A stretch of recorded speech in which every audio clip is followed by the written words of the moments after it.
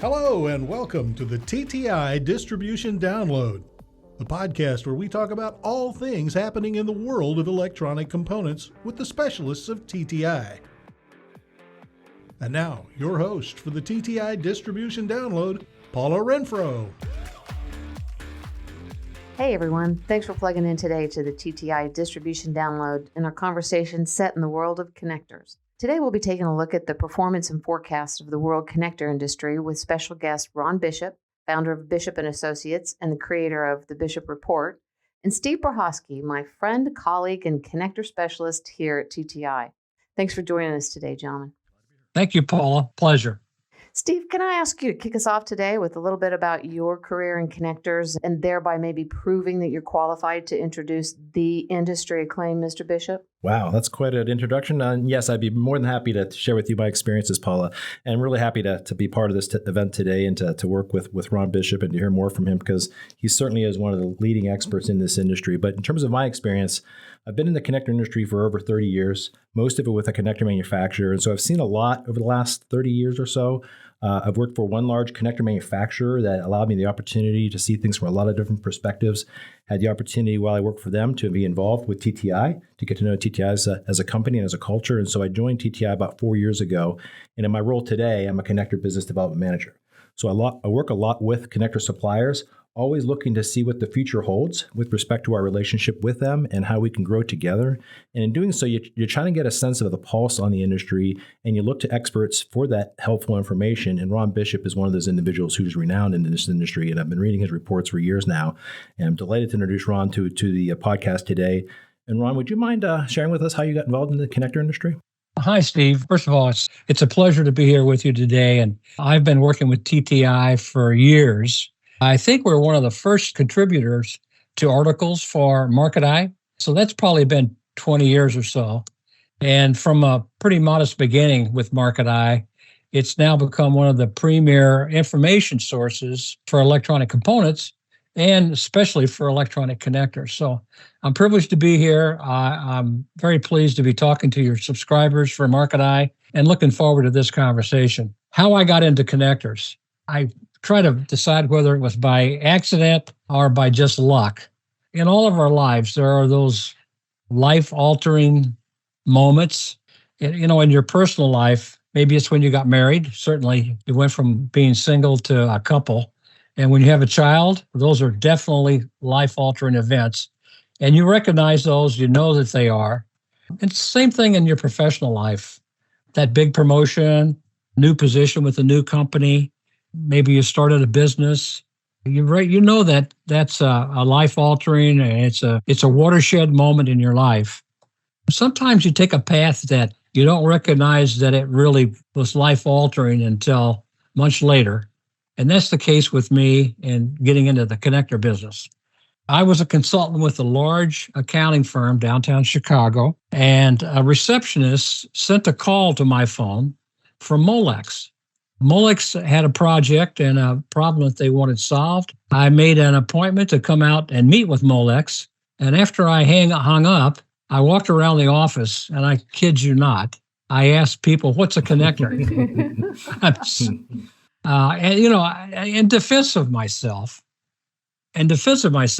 that was 1975. And that was kind of the horse and buggy era of the electronics industry. You remember the big computers and the big room with environmentally controlled, and the computer back in the room was as big as a truck. Right, so much air conditioning. Oh, exactly. And you had to have a badge to be able to get into it. That was the horse and buggy days of beginning of the computer industry and the electronics industry. The wow technology then was the fax machine. I don't know if you guys were involved, but you used to have a room for the fax machine. You had to sign a pad to get something faxed out or receive a fax back in. There was no internet. There was no laptops, none of that. So I had no idea what a connector was. After I had a meeting with Molex, I spent the next 4 years consulting with Molex. And then I spent 4 more years working for them.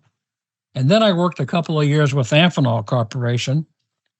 And decided in 1985 to incorporate Bishop & Associates So for, I guess that's like 38 years now. For the next 38 years, I've been trying to tell people what a connector is.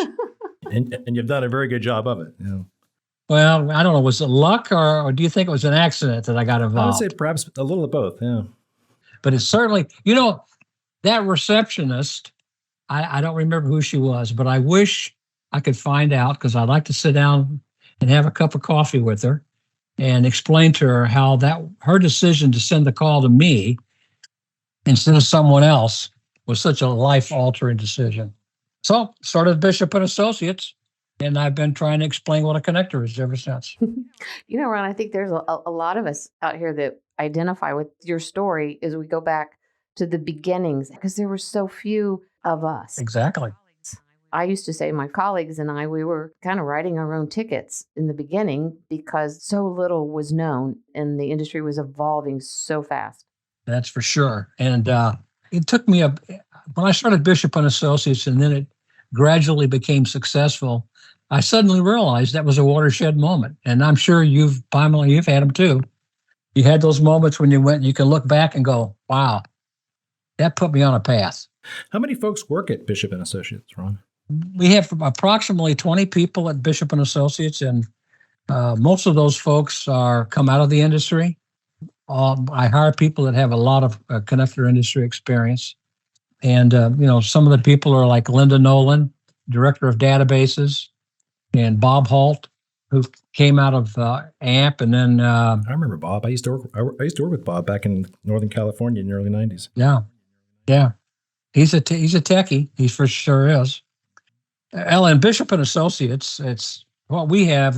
We have databases that go back to 1980. We separate all of our data by country, region of the world, market sectors, products, and individual companies. And we produce about 12 or 15 research reports a year. And then we publish the Bishop Report. And our tagline for the Bishop Report, it's our monthly newsletter. Our tagline is Performance and Forecast of the Connector Industry. June was our 368th monthly edition. How many subscribers do you have, Ron, if you don't mind me asking?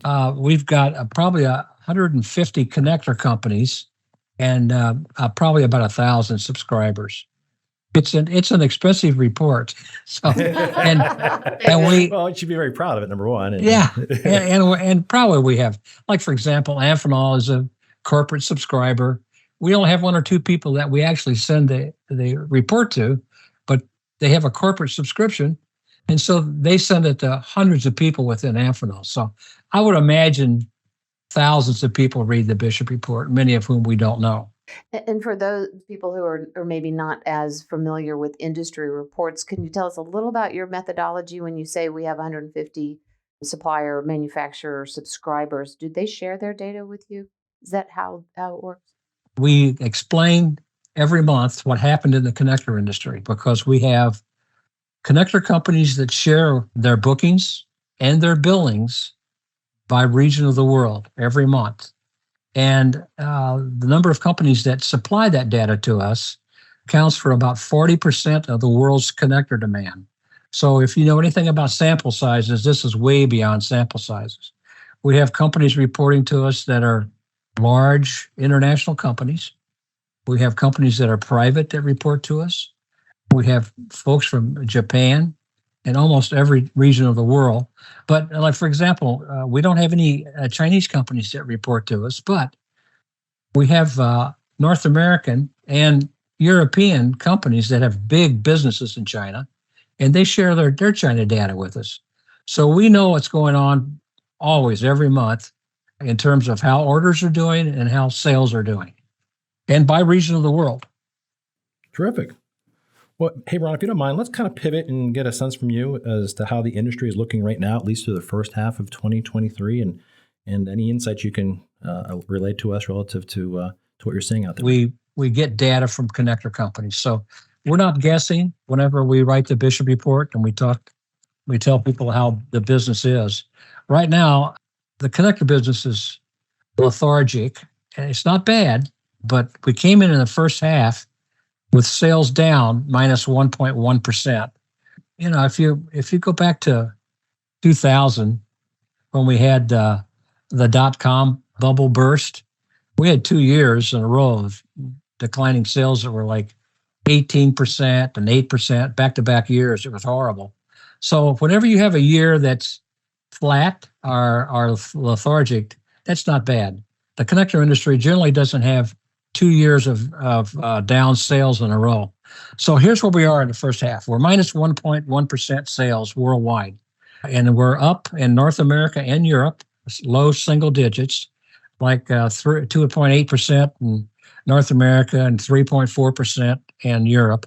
China, Japan, and Asia Pacific are the three regions where we've, for the last 20 years, have really gotten industry growth. They're down. And China's down 5%, and Asia Pacific is down 8%. So basically, in the first half of this year, we're flat. And billings have been down single digits for 6 consecutive months. But just a little bit. Thank God for that. Yeah. So orders is the big story right now. If we're going to start seeing growth in the industry, we need to see orders pick up. Because in the first half of the year, new orders coming in are down minus 14%. And you say, how can we only be down 1.1% in orders and sales, but orders are down 14%?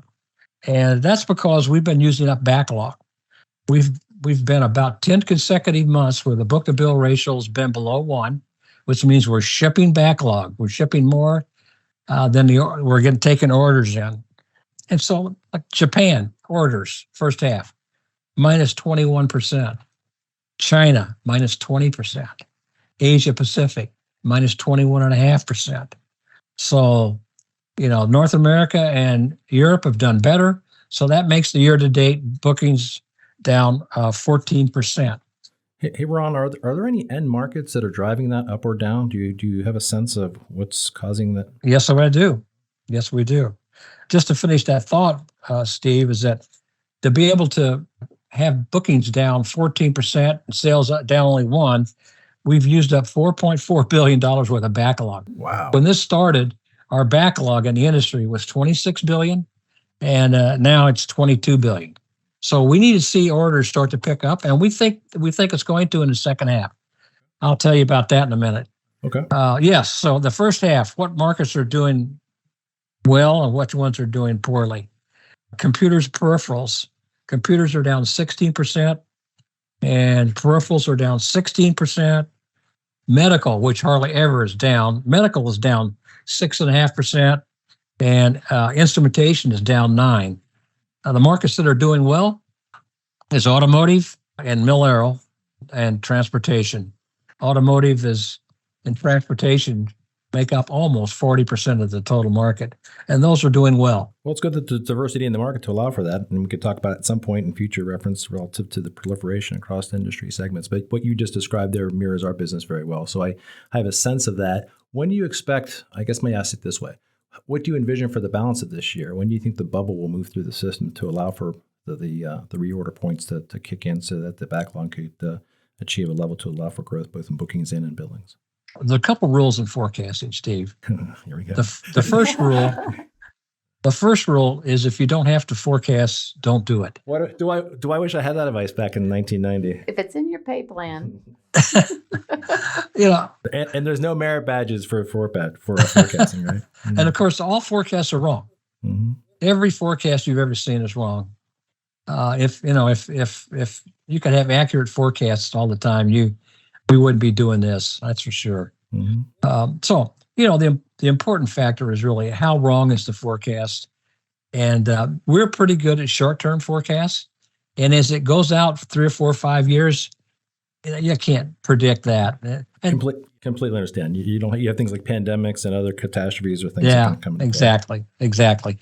We do have databases on how the industry performed by region of the world that goes back to 1980. So we probably can accurately forecast the industry better than most because we can see what history's done before, and sometimes history does repeat itself. So we watch and look very carefully at industry history. So we're not, and there's another rule about forecasting. If you do have to forecast often. We're not proud to admit that we've screwed it up. We've missed something, and our forecast is wrong. So we forecast 2 big forecasts a year, big reports. We forecast by region of the world, and we forecast by end-use market. But we update those forecasts every month in the Bishop report. Sometimes we don't need to update them because our forecasts are really right on. But sometimes you get it wrong. And when we do, we put new forecasts in the Bishop report, and we tell people what's happening and why it was wrong. And I look at the semiconductor industry a lot because semiconductors are so important to overall electronics. And the SIA presents data on the semiconductor industry. They only forecast twice a year. And sometimes, you're out 2 months after their forecast came out and it's really wrong. And they don't update it. And I wish they would. So if anybody from the SIA is listening, update your forecasts more often. You gotta own it, and you gotta change, and you gotta change your thinking.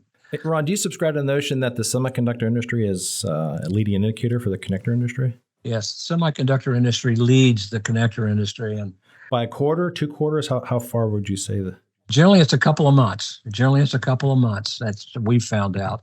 We used to do econometric forecasting. We developed big mathematical models to forecast. We use semiconductors in those models. And by doing that, we did learn it's a couple of months, connectors lag by a couple of months. And right now, it's very interesting. The connectors have outperformed semis for about the last 10 months. And semis right now, at halfway point, are down 21%. That's ugly. But semis are really, it's consumer. It's the laptops and the cell phones and a lot of consumer electronics use semis and not so many connectors. Exactly. Like industrial equipment. Exactly. Okay, content, the balance is the a bit content Yes. is different because the footprint So is what's going to happen in the second part of 2023? Some of the negatives right now are basically GDP seems to be slowing a little bit. North America's GDP is only 1.6%. Europe's only 1.3%. Japan's 1.3%. So GDP is slowing, but so is inflation. Inflation seems to be slowing down. And I guess, again, I already said laptops, flat screens, smartphones, those are all down. So those are the negatives. The positives for the rest of this year in 2024 is that we are in a presidential year. That's always good for the economy. The people in charge generally try to do whatever they can to keep the economy running along. So that's a positive. The next thing is that 2023 is going to be a down year, probably going to be at -1% in that range. We don't see any big improvement in the second half, but we don't see any big giant downturn either. And a real positive is that since we started measuring the connector industry, goes back to 1980, we have only had 2 years, 2 different times in that 43-year span in which connectors declined 2 years in a row. One was in 2001 and 2002 when we had the dot-com bubble. That downturn was huge. It was 18.8% one year and 6.8% the next. And then during COVID, 2001 and 2019 and 2020, we had 2 down years, very minor, very low single digits. So it just still doesn't happen very often when the connector industry has 2 back-to-back years. So that's a positive. We're probably going to have growth in 2024. And that's what we're projecting. Also, how much growth, Ron? We think there's going to be a historical average, which is about 6% growth. The industry over a period of time has grown about an average CAGR of 6% since we've been measuring the industry, going back to 1980. That's one of the really important positives, and that is the industry is the worst the industry has ever done in terms of consecutive down months in orders is 17 months. We now have had 14 consecutive months of down orders where year over year orders were down. So we see it's not going to, we're not in the kind of environment where this is going to go out and set a new record for industry down months in orders. So we think things are going to start picking back up a little bit in the second half of the year, but we're still going to end up kind of flat overall. And we're projecting down 1%. And for next year, we're projecting a growth of 5.9%. Nice. Okay. Well, it's good to hear that's kind of come back in line with what the historical average has been in terms of a CAGR. Ron, how big is the connector industry globally? The connector industry is $84 billion in size. And if you add cable assemblies to it, it's a $150 billion market. So it's a piece of change. China, as you might expect, is now the largest region, and they account for 26 billion of the 84 billion, or they account for 30%. And North America accounts for about 22%, and Europe accounts for about 20%. So, that's how big it is. It's a big industry, and it's growing. It's very profitable. And a lot of investment firms want to buy connector companies. The reason they do is because, like in 2022, the industry achieved a net income, that's profit after taxes, of 11.8%. That is huge. Mm-hmm. And a return on investment of 18.5%. That is huge. And we've consistently, over the last 10 years, the industry has achieved double-digit return on equity. And that gets a lot of people's attention. Wow. And it's a growth industry. The last 5 years, the industry has grown at 6.9%. So it's a growth industry that's very profitable and has a huge return on equity. And a lot of people want to own connector companies. Yes, I think Steve and I wonder if we're wanting to ask the same question. I go back a little ways. I'm going to say maybe it's just the 90s where we saw, it feels to me, in retrospect, we saw a lot of consolidation. We sure did. Within the manufacturers, right? I mean, lots in the industry. Is it that kind of consolidation? Boy, it's distribution industry. Has it consolidated? It sure has. But what about the connector manufacturers? Avnet and Arrow and you guys have bought a lot of distributors, and that you can multiply that times 2 for the connector industry. Yeah, mergers. We've recorded, since we've been keeping score, we've recorded over 300 acquisitions in the connector industry. 300, and TE, Amphenol, and Molex are probably the most aggressive acquirers. And in fact, I often talk about Amphenol, and they have, I've got pages of Amphenol acquisitions, and I got it sitting right here in front of me, pages. And I've often say that, Amphenol could probably teach Warren Buffett a thing or two about acquiring companies. Oh, goodness. So are you predicting a pickup in that activity?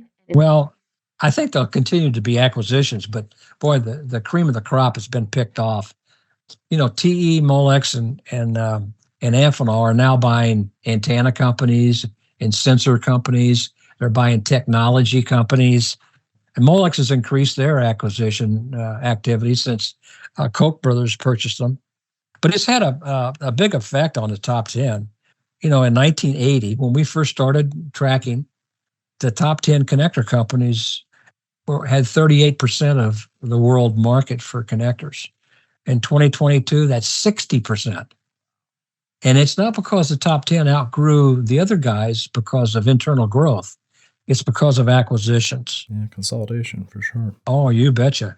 And it's been dramatic. For example, some of the major acquisitions by TE, they bought Thomas & Betts, who previously had bought Augat.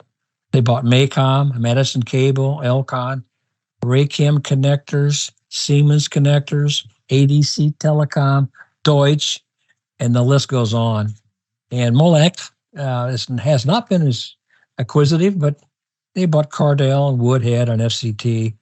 But Amphenol is the star in acquisitions. They have bought dozens and dozens of companies, and they run those companies very, very profitably.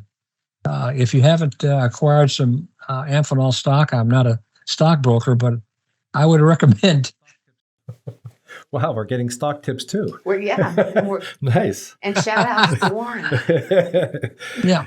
Hey, Ron, as we come to the close here, one more question for you. In terms of industry dynamics affecting connector suppliers, are you seeing any trends or activity globally that you can speak to this afternoon?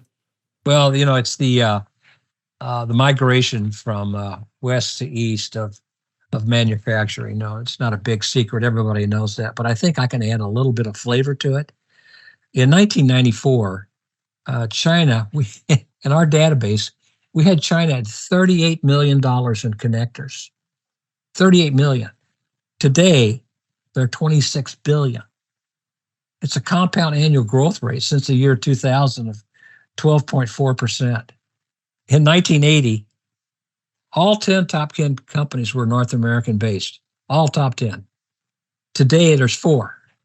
There's 1 from China and 5 from Asia. For example, that's all that movement to China and Asia Pacific. Top 10 companies from Asia are Foxconn or FIT, Yazaki, JAE, JST, Hirose. So that's been a major landscape change in the connector industry, and that's the movement of manufacturing from west to east. But Steve, I think that's over. I think it's over. I think we're still going to see China being an important part of the connector and electronic space, but the gold rush is over. I don't think there's a single Western CEO that isn't a little bit concerned about their assets in China because of the fact that we've got some conversations, our relationships with the West. Risk tolerance or exposure or things like that are causing them to reconsider, maybe reshore, bring manufacturing back. Mm-hmm. Exactly. Yeah. So I think that a huge investment from the West to the East is over. I think that the West will continue to support their operations over there with capital, but it's the gold rush is over. And it's really interesting. In the last 5 years, North America, defined as the U.S. primarily, but also Mexico and Canada, North America combined over the last 5 years has had a compound annual growth rate of 8.9%. 8.9. China was 6.8. So North America is outgrowing China now. Kind of an interesting development, I think. Yeah. It sure is. So I've read something recently where the connector industry forecast for like 2030 was certainly north of $100 million, in the range of $120 billion, I should say. I haven't done a calculation of what that CAGR would be, but it's obviously an industry that continues to grow as the proliferation of connectors finds its way into all phases and parts of our lives. And there's some key megatrends I think that are helping drive that. And perhaps on future podcasts, you or someone on your team could enlighten us a little bit about those megatrends and what's driving the industry northward as we go through the next decade and beyond. It would be our pleasure. We'd love to talk about technology changes. Boy, has that changed. There's a lot to talk about. We can talk about some big subjects, and we could also drill down on some specific issues, and that would be fun to do. If your MarketEYE subscribers think they found value from this conversation, we'd be very pleased to do it again. We would too, and I want to thank you for your support, giving us a shout out today on MarketEYE as truly one of our cornerstone. If not for you and your contribution, I no doubt that MarketEYE would be where it is today, and I have to agree, even though we own it, as premier information database, information thought leadership there. It sure is, absolutely. Thank you, guys. Yeah. Thanks for joining us today, Ron, Steve, and thank you to our listeners for plugging in today. I hope you'll choose to listen again when TTI Vice President of Total Quality, Kevin Sink, will join us as we chat with product environmental compliance and performance expert, Mike Kirshner. That's it for this episode of the TTI Distribution Download. For more information on any of the topics you heard about today, reach out to your nearby TTI branch at 1-800-CALL-TTI or visit us online at tti.com.